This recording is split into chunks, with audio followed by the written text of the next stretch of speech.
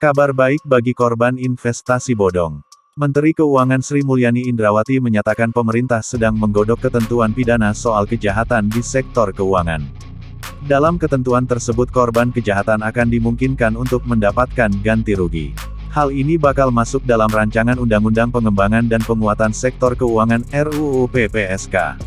Rencana tersebut sudah dipaparkan Sri Mulyani dalam rapat kerja dengan Komisi Si DPR. Sri Mulyani menyebutkan beberapa potensi kejahatan di sektor keuangan mulai dari investasi bodong, pinjaman online pinjol ilegal, hingga skema ponzi pada koperasi simpan pinjam. Keberpihakan masyarakat akan diwujudkan dengan pengaturan ketentuan pidana yang berpihak pada pencegahan perlakuan kejahatan yang menikmati hasil kejahatannya serta penggantirugian kepada masyarakat yang dirugikan oleh lembaga keuangan seperti pinjol ilegal, investasi bodong, dan juga skema ponzi pada koperasi simpan pinjam, ungkap Sri Mulyani dalam rapat dengan Komisi Si DPR, Kamis, tanggal 10 November tahun 2022. Pemerintah ingin konsep penegakan hukum kejahatan di sektor ekonomi mengedepankan pemulihan kerugian terhadap korban atau restoratif justice.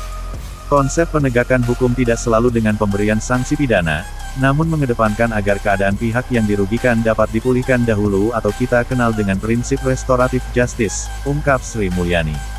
Ada penghindaran pidana. Sri Mulyani juga menjelaskan apabila kerugian dari korban kejahatan di sektor keuangan bisa dipulihkan, pemerintah juga ingin mempertimbangkan penghindaran pidana kepada pihak yang melakukan kejahatan.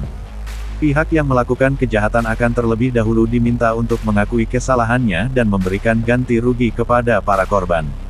Namun, apabila hal itu tidak bisa dilakukan, pemidanaan akan menjadi opsi terakhir bagi pihak yang melakukan kejahatan.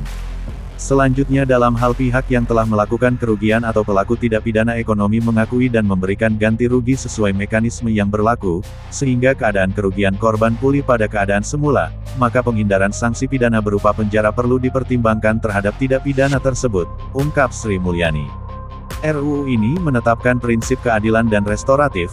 Dalam hal langkah tersebut tidak dapat diselesaikan maka penggunaan sanksi pidana benar-benar sebagai upaya terakhir, lanjutnya.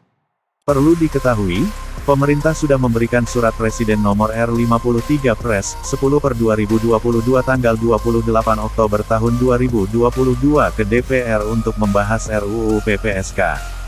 Dalam surat itu Presiden Joko Widodo telah menunjuk menteri-menteri yang akan mewakili pemerintah dalam pembahasan RUU PPSK dan menyampaikan daftar inventarisasi masalah DIM RUU PPSK.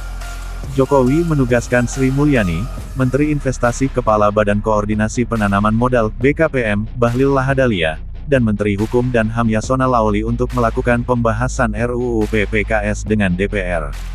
Dalam pembahasan pertama dengan Komisi Si, Sri Mulyani telah memberikan DIM yang dibagi ke dalam 5 kategori.